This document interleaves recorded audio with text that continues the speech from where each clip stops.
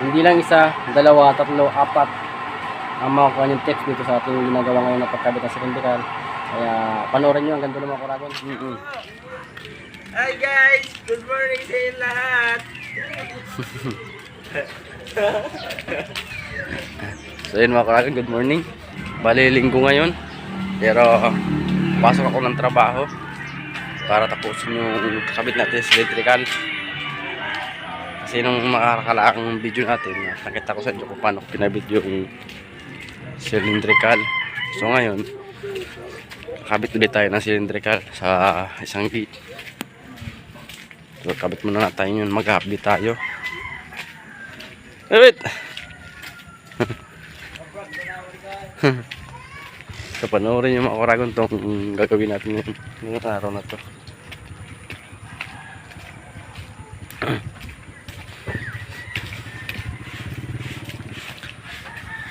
Punta tayo dito sa ginagawa natin. Ito yung ginagawa natin.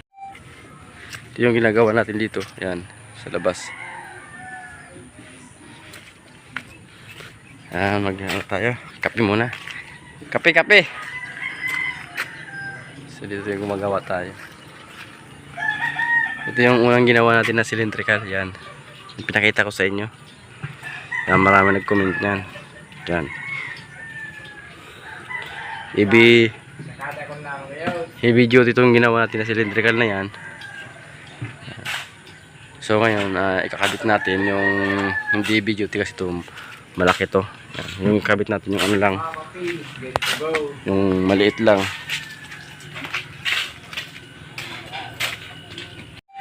Ito yung kabit natin na cylindrical. Yan, apat. So ganito yung itsura nya. Yan. May butas siya dito para lagyan ng oil. Yan.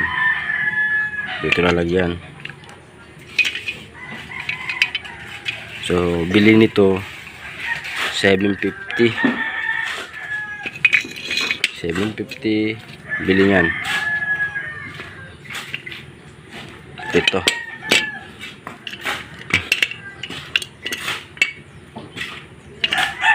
So ikakabit to dito sa ginawa natin. Diyan. Diyan natin yan ikakabit. Ito dyan.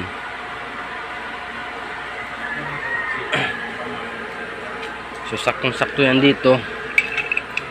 Na kinabit natin. Yan. Sakto yan dito. Klam na klam yan. Ipapasok natin yan dyan para nakalagay siya dito. Nakaganon. Ito yung istura nya. So bali may butas na. Ito papantay natin dito. Libili yan dito. Palibili papunta doon. Magkalibili sila. So yung gagawin natin ngayon. So ngayon ikabit muna natin itong cylindrical. So maaga pa naman. Magkakape muna tayo bago maggawa. Malapit itong matapos yung ginagawa namin na process. So bali tapos na pala yan. Bubong na lang yung kulang. Panoorin nyo yan kung paano ko ginawa yan. Panoorin nyo sa i-upload natin na video.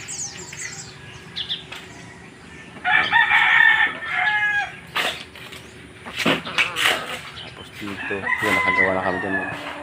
Tapos na yan. Ito. Yung dito naman sliding gate. Sliding gate yan.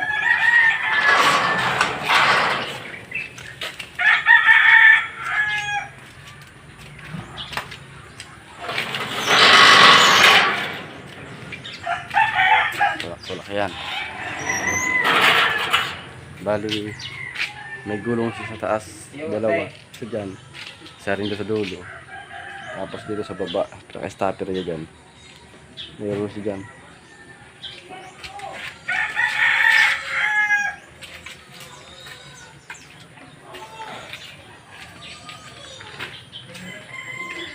Dito meron tayo dito mga stopper. Ayan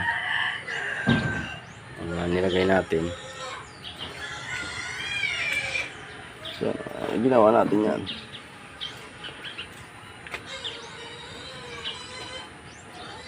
Bubong lang. Bubong na lang ito, kulang yero. So yung yero, next video ko yun i-upload. Panoorin nyo mga kauragon kung paano ko bububungan to. So sana yung magustuhan nyo itong ating ina-upload na mga video.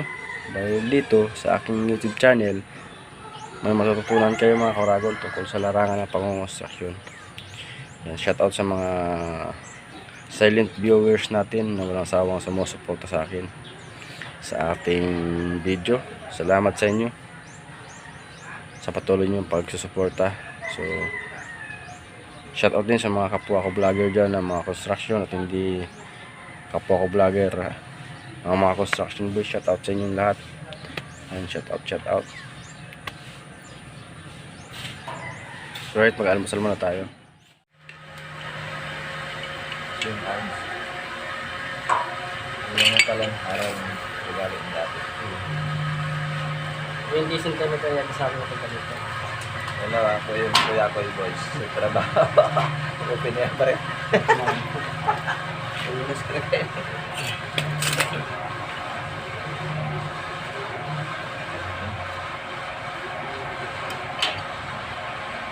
Parang sinangan siya ng kalay. Tapos ng bubulan. Yung kabalak. Ayos lang. Extra kung saan ito. Bismillah kami yun. Diba? Bismillah. Mukha mo. Nakapaya ko siya.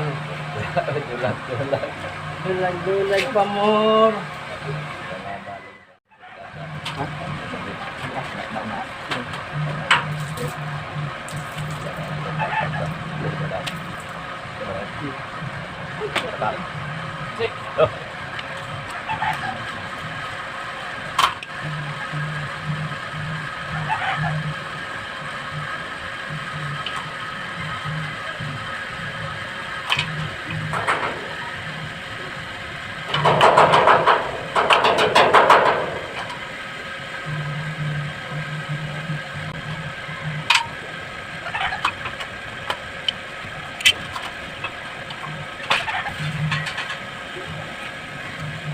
So ito lang yung tatanggalin natin, ito hindi. Ito lang yung tatanggalin natin para pag iklam natin na yan. Nakainin pa siya konti.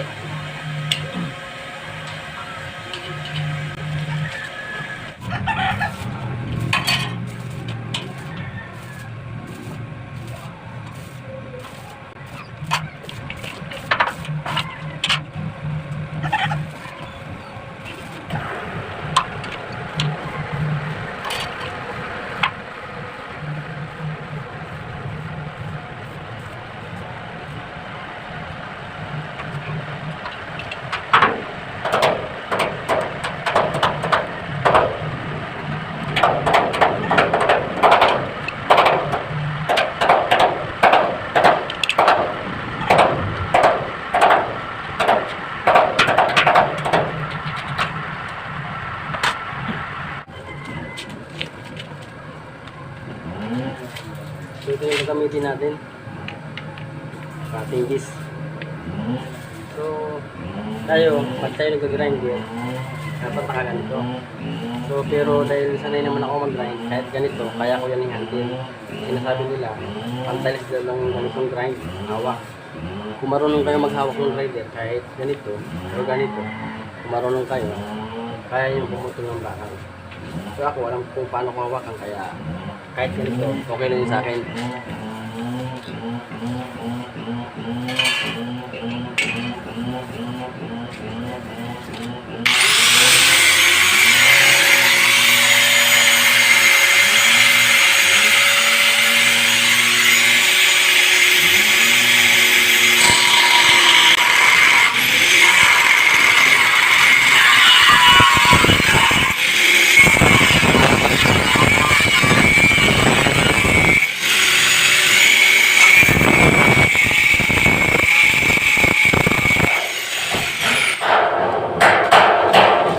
So pansinin nyo ako natin, yung talsik nung grind niya, punta dun. So iniwasan kasi yung talsik nung grind. Kasi pag ganito, yung talsik papunta din sa akin. Kaya talaga ganito para talsik papunta dun.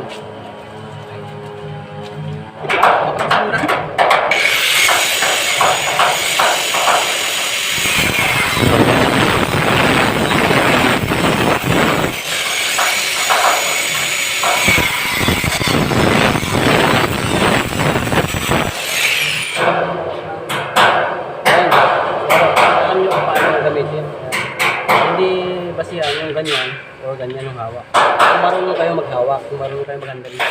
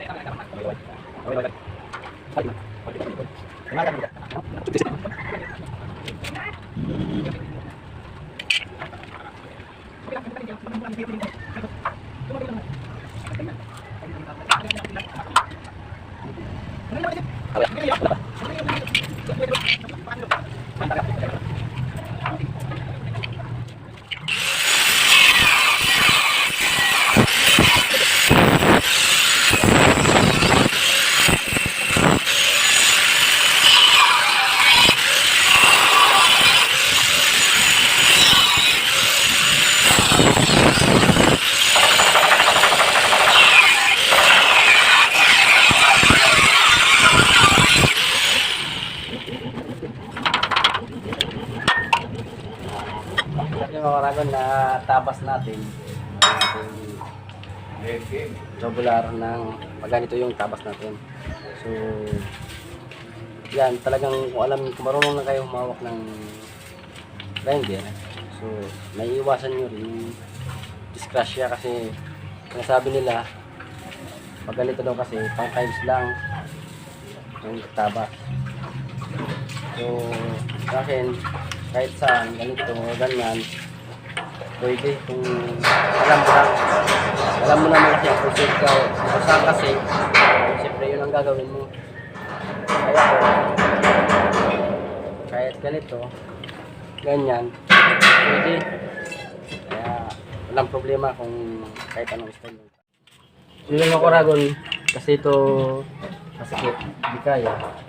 Ang gagawin natin, tabasan na ito para may pasok natin ng ayos. Kasi bilas siya, tumatama. Tabas lang yan, tabas natin yung tabas dyan. Right.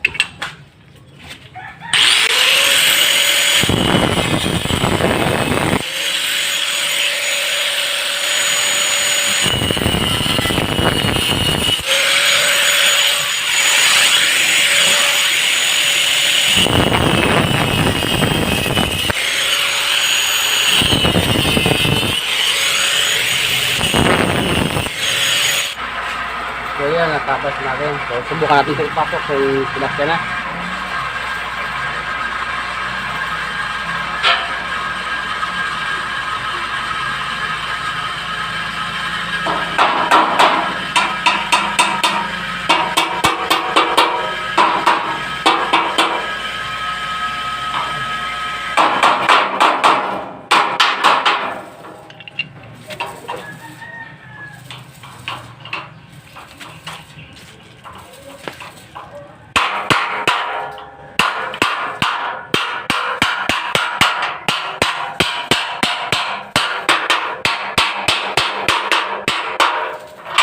Right, yan. So yan, kasya na. So ganun lang mga orang gawin nyo pag magkit. Pagtingkay dyan. So kasya na. Next, yung kabila naman natin gawin. Yung sa baba.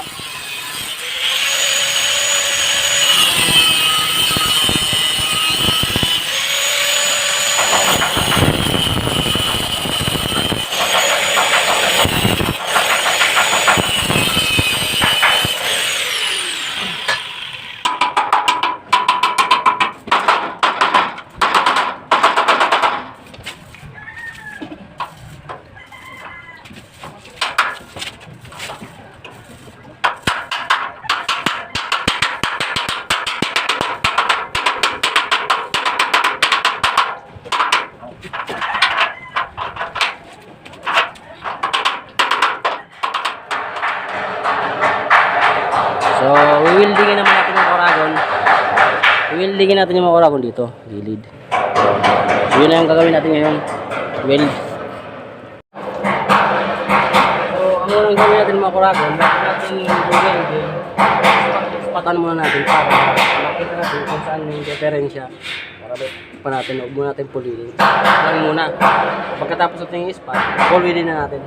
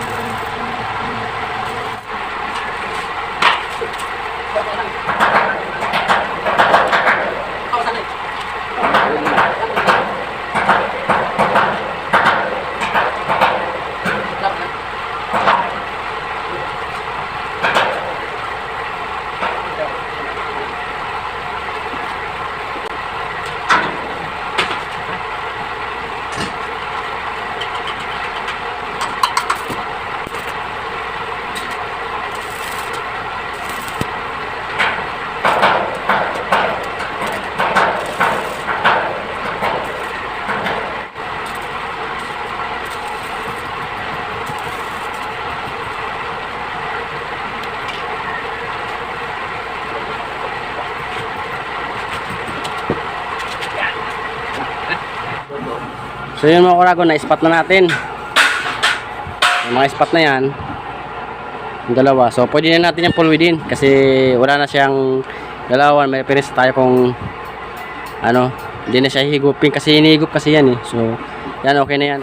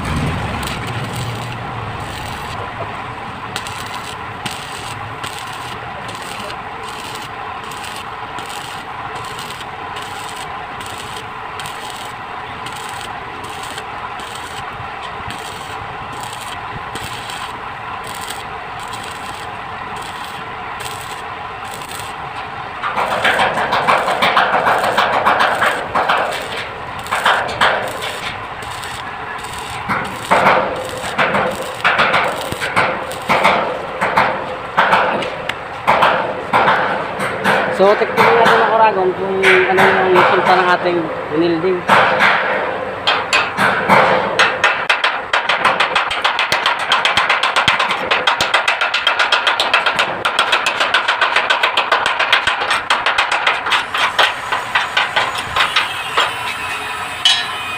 So, ito yung ginawa natin.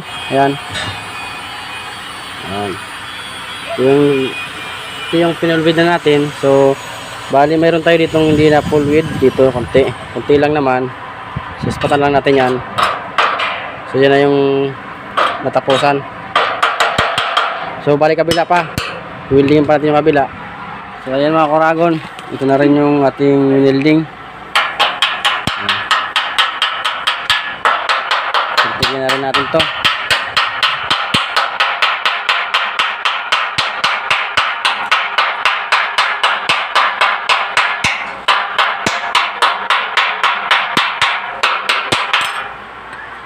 So ayan.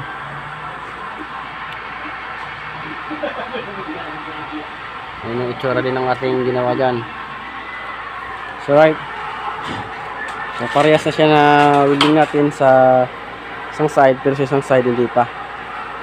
So ayan, windingan natin, huwag natin patagalin pa.